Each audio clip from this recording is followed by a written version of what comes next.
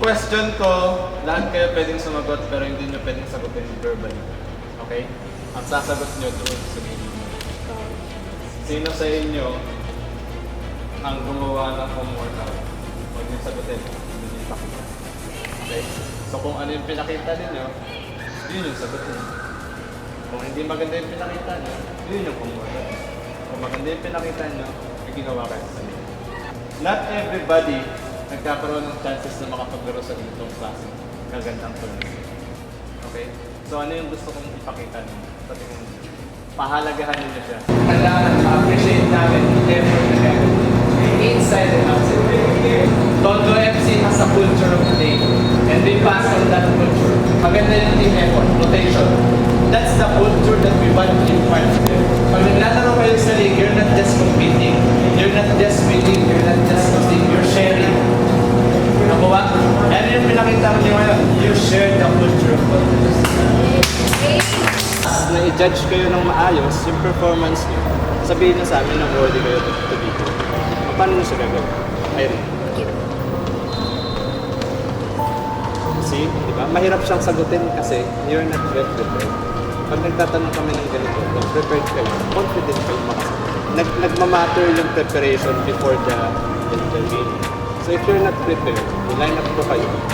Sa tingin niyo, nagkamali ba ako? Hindi, patunayan sa akin. So, this kind of game yung something to be proud of.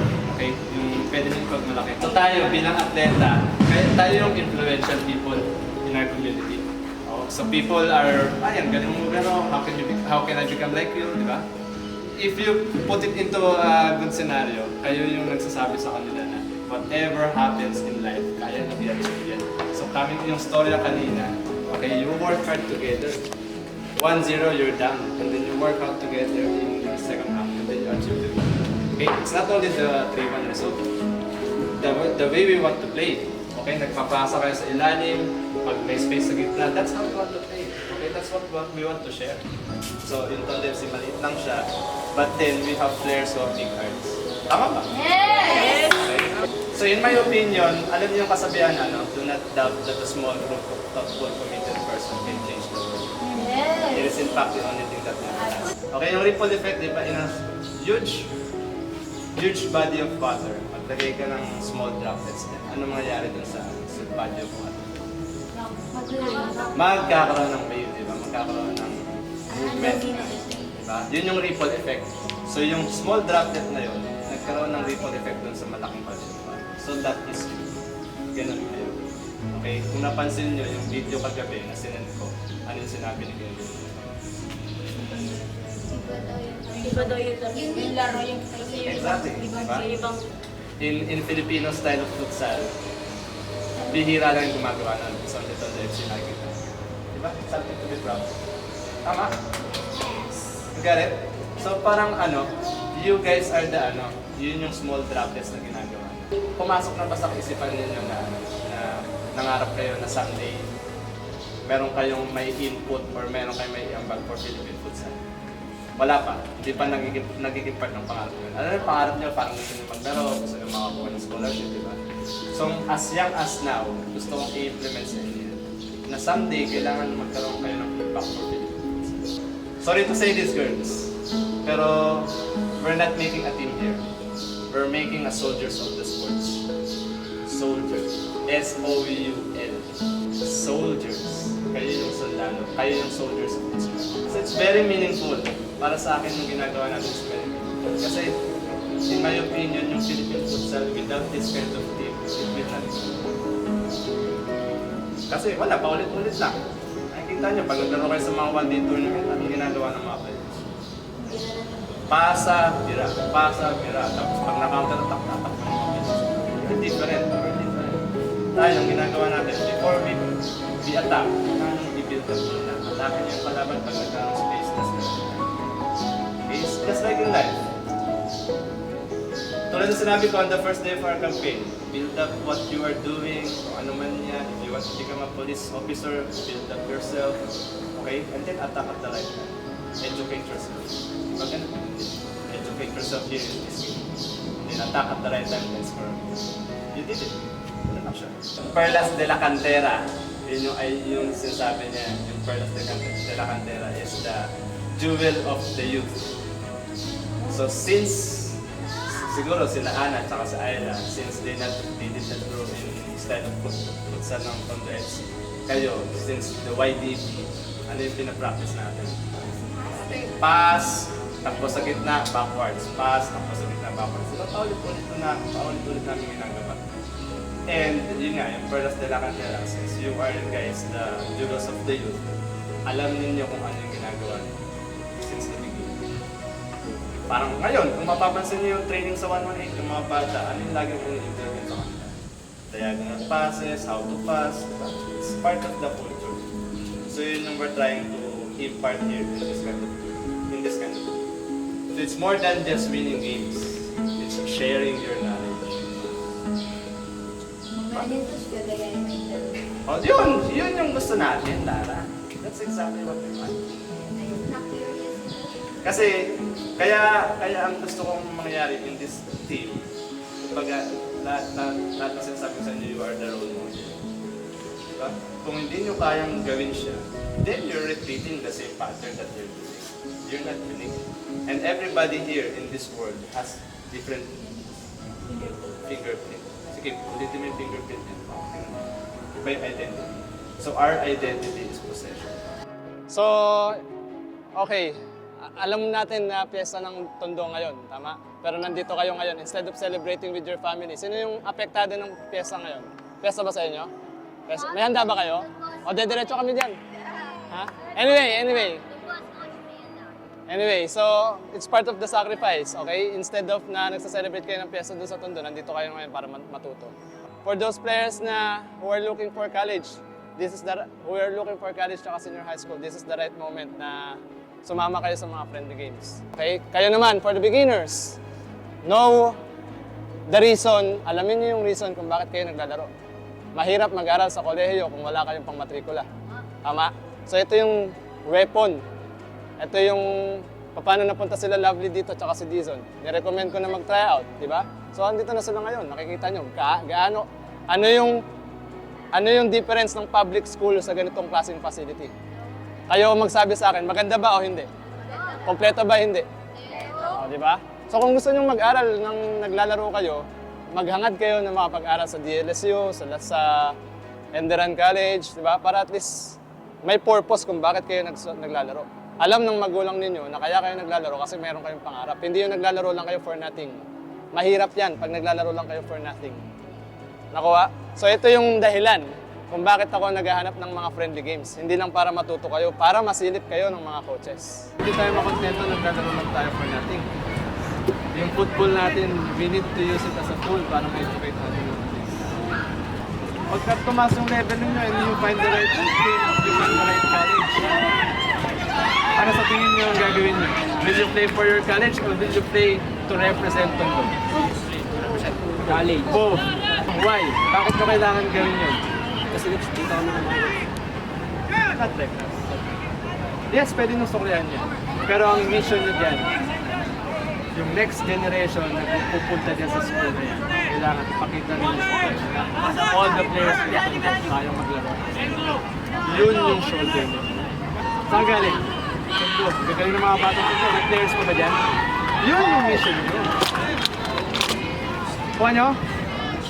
May players pa ba dyan pwede nyo i-shoot pagdating ng panahon? So it's a cycle.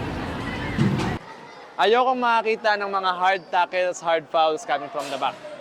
Nakuha. Konkon, ikaw mahilig ka sa ganyan. Ayaw. Ingatan nyo yung bawat isa sa inyo, iingatan nyo rin sila. Maglaro kayo ng maayos. Okay? Ang defending gusto ko front, sa harap. Paano mag-defend pag nasa harapan? Shadow lang. Pag nagkamali ng push yung kalaban, sa kanyo kunin yung bola. Okay? Ano yung tatlong types of defending? Poke, recover, tsaka tackle. Hindi nyo gagamitin yung tackle. Okay? Poke, recover lang. Yes! Andito tayo para mag-enjoy. Kasi pahalaga natin yung bawat isa. Pahalaga natin yung oras ng bawat isa sa atin dito sa grupo. Okay? Pero when we say na mag-enjoy tayo, kailangan hindi tayo nagbibigay ng stress dun sa teammates natin. So, kung pinapalaga natin yung oras, pati yung effort ng bawat isa, kailangan mag-effort din tayo. Gusto kong malaman ninyo, gusto kong maramdaman ninyo how to feel it na naglalaro kayo not for yourself. So for me now, gusto ko ibigay ninyo yung every moment na to for these two girls. Okay? Si Lovely, tsaka si Dizon, si Angelica. Kasi that's the reward for the hardships na ginawa nila. They've been out sa family na for a long time.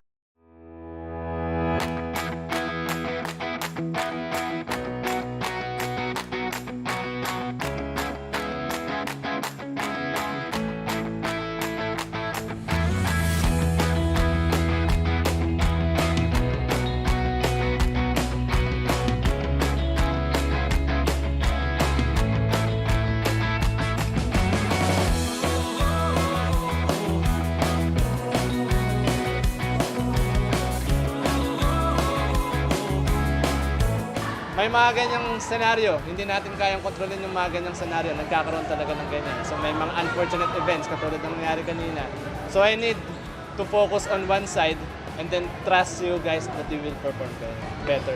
Hindi natin kailangan maging malakas individual. Kailangan natin as a team. Ano yung football? Individual ba o team game? See? Wala yung individual kung team yung kalaban. Kaya mo ba mag-isa na sa loob? Kaya nang isa yung kalaban na 5? Hindi, di ba? Kung 5 sila, tapos 5 rin yung opponent. Kaya? Ayun yun, guys. Individually, nakita ko kay Micah kung gabi siya nag-hardware. Nakita ko sa inyo, lalo na yung bago kayo pumasok nila Ana, kay Angelica, saka ni Lovely. Ni Lovely, isa daw kami sa game kasi yung passing.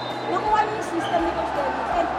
And alam niyo naman na medyo tayo yung individual kasi hindi niya makontrol yung ball. But that's okay. Meron kayong time for the whole year na improve pa yung sarili. And last phase, like, I'm very, very proud of you guys. Masaya ako kasi memorable yung last year ko sa U17. So ano sa tingin nyo, bakit ako nagbibigay ng effort sa inyo? Exactly. Okay? I believe in you kung naniniwala kayo sa sarili ninyo. Okay? Gusto kong gumawa ng team dito sa Tondo na naniniwala sa sarili nila. Nag-aaral, tatakbo na kami sa labas. Nakita ko sa court teacher na, bakit parang iba yung, dapat basketball yan dito sa court Nakita ko parang iba nang tawag dito, tinanong ko sa kaibigan ko. Kasi yun parang, try ko kaya ito. Doon ako na-enjoy na, tinanong ko kung paano makakasali. Kasi yun, nakilala ko si Coach Ball. Yun yung start na lagi ako niyan, coach ko na maglaro, mag-juggling yan. Football, hindi mo lang siya magagamit sa loob ng pitch, kundi din sa labas. Sa pang-araw-araw na buhay, katulad ng kung paano ka madisiplina sa sarili mo, kung paano ka rumispeto sa ibang tao, maging humble sa sarili mo. Andito kami ngayon sa bahay ni Joceril and nagre-repack sila ng mga items na dinonate sa kanila kanina and kahapon. First day na nagkaroon sila ng initiative na magbigay ng relief packs dun sa mga nasalanta ng Ulysses, ng bagyo Ulysses ay kahapon. So today is the continuation and a lot of football players nagbigay ng foods, ng clothes para magbigay din ng tulong sa mga nasalanta. Maraming salamat nga pala sa mga nagbigay, sa mga nag-donate. Maraming salamat. Malaking tulong to para sa mga kababayan natin na salanta ng bagyo. Patuloy lang po. Sa mga magbibigay at magdo-donate pa po, paki-contact na lang po kami. Ako po, pati mga buong teammate po namin. Maraming salamat sa lahat ng nagbigay. Hindi ko na kayo isa-isain pa. Sana magpalain tayo lahat ng Panginoon. Hanggat kaya natin tumulong, tulong tayo. Po kami sa inyo ng gabay na sana po makarating kami sa aming patutunguhan na ligtas. Tubayan niyo po kami, mga tutulungan namin, Lord. Ako, tulungan niyo silang makabangon agad-agad. Maraming salamat. Amen. Okay. Sino una? Let's go.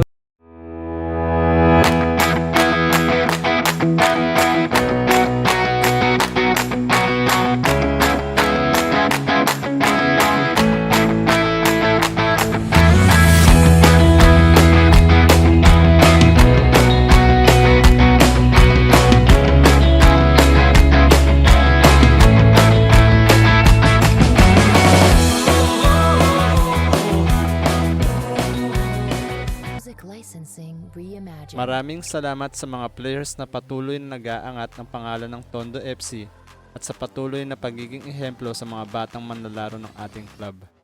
Kayo ang haligi ng mga susunod na players dito sa Tondo.